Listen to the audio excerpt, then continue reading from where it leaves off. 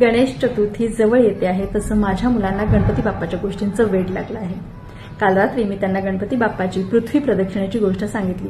त्यानंतर मुलं शांत झोपले, पण मला मात्र अनेक प्रश्न पडले. आई वडिलांनी नक्की असं काय केलं असेल की ज्यामुळे गणपती बाप्पाला त्यांच्याविषयी एवढी कृतज्ञता वाटली? Unconditional acceptance? सुपा एवढे कान, नाकाऐवजी सोंड, एकच दात, हत्तीचं तोंड, मोठं पोट हे सगळं असतानाही गणपती बाप्पाला अनलिमिटेड प्रेम मिळालं असेल का? No comparison. कार्तिकेय आणि गणपती बाप्पा यांच्यामध्ये त्यांच्या स्वभावात, वागण्यात, बोलण्यात खूप फरक असूनही त्या दोघांची कधी तुलना केली नसेल का? ॲप्रिसिएशन.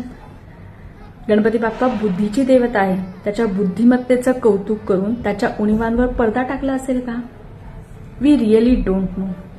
पण पालक मित्रांनो, आपल्या मुलांना आपल्याविषयी कृतज्ञता वाटावी यासाठी आपण आज त्यांच्यासाठी काय करतोय हे खूप जास्त महत्वाचं आहे, नाही का?